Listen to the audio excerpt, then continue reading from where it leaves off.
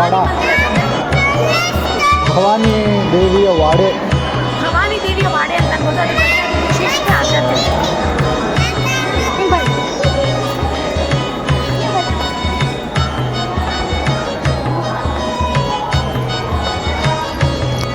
ಹೀಗೆ ನೋಡ್ತಾ ಇದ್ದೀವಿ ಎಷ್ಟು ಸುಂದರವಾಗಿ ಇದನ್ನು ರಚನೆ ಮಾಡಿದ್ದೇವೆ ಅಂತಂದರೆ ನೋಡ್ಲಿಕ್ಕೆ ಎರಡು ಕಣ್ಣು ಸಾಲುವುದಿಲ್ಲ. ಕೊಲ್ಲಾಪುರಕ್ಕೆ ಬಂದಾಗ ತಪ್ಪದ ಲಕ್ಷ್ಮೀ ದೇವಿಯ ದರ್ಶನವನ್ನು ಮಾಡ್ಕೊಂಡೇ ಮಾಡ್ಕೋತೀವಿ. ಅದೇ ರೀತಿಯಾಗಿ ತುಳಜಾ ಭವಾನಿ ಶಿವಾಜಿ ಮಹಾರಾಜರ ಒಂದು ಕುಲದೇವಿ. ಸೊ ಆ ತಾಯಿಯ ದೇವಸ್ಥಾನವನ್ನು ಮಹಾಲಕ್ಷ್ಮೀ ದೇವಿಯ ಪಕ್ಕದಲ್ಲೇ ಮಾಡಿದ್ದಾರೆ. ನೋಡ್ಲಿಕ್ಕತ್ತೀರಿ ಇದೆಲ್ಲವೂ ಕೂಡ ಒರಿಜಿನಲ್. ಸೊ ಆವಾಗಿನ ಕಾಲದೊಳಗೆ ರಾಜರು ಏನು ಶಿಕಾರಿಗೆ ಹೋಗ್ತಿದ್ರು ಆ ಸಂದರ್ಭದೊಳಗೆ ಹಿಡಿದಂತಹ ಎಲ್ಲ ಪ್ರಾಣಿಗಳಿವು. ಸೊ ಇದೆಲ್ಲವನ್ನು ನೀವಿಲ್ಲಿ ನೋಡ್ಬೋದು. ಒಳಗಡೆ ಇದನ್ನೆಲ್ಲ ಸ್ಟಫ್ ಮಾಡ್ಯಾರ. ಸೊ ಇದು ನೋಡ್ರಿ, ಆ ಶಿಕಾರಿಗೆ ಹೋದಾಗ ಹಿಡಿದಂತಹ ಪ್ರಾಣಿಗಳಿವೆಲ್ಲ. ಸೊ ಅದನ್ನು ಹಿಡಿದಂತಹ ರಾಜರ ಒಂದು ಭಾವಚಿತ್ರವೂ ಕೂಡ ಇಲ್ಲಿದೆ.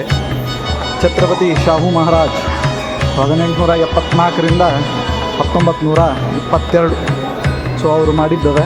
ಸೊ ಈ ರೀತಿಯಾಗಿ ಈ ಎಲ್ಲ ಪ್ರಾಣಿಗಳನ್ನು ಹಿಡಿದಿದ್ದಿದೆ. ಈ ಹುಲಿ ನೋಡ್ರಿ ಎಷ್ಟು ಎತ್ತರ, ಎಷ್ಟು ಬೀಸಾಳದ ಇದು ಹುಲಿ.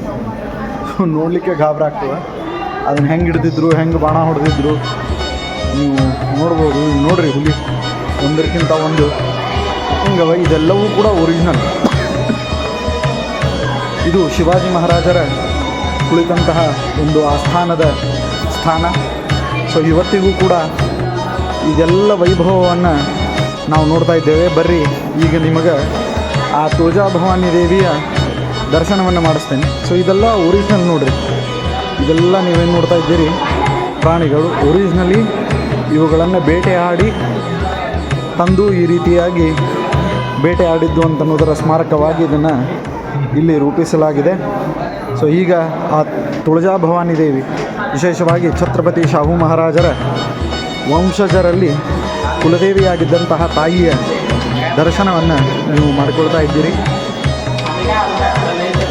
ಮುಂದುಗಡೆಗೆ ಏನು ಎರಡು ತಲವಾರವನ್ನು ನೋಡ್ತೀರಿ, ಆ ತಲವಾರ ಮತ್ತು ಆ ತಾಯಿಯ ದರ್ಶನ ಎಲ್ಲರೂ ಮಾಡಿಕೊಳ್ಳ್ರಿ. ಬಹಳ ವಿಶೇಷವಾದಂತಹ ಈ ಒಂದು ತಾಯಿಯ ದರ್ಶನ ಇದೆ. ಸರ್ವಮಂಗಲ ಮಂಗಲ್ಯೆ ಶಿವೆ ಸರ್ವಾರ್ಥ ಸಾಧಿಕೆ ಶರಣ್ಯೆ ತ್ರಂಬಕೆ ದೇವಿ ನಾರಾಯಣಿ ನಮೋಸ್ತುತೆ.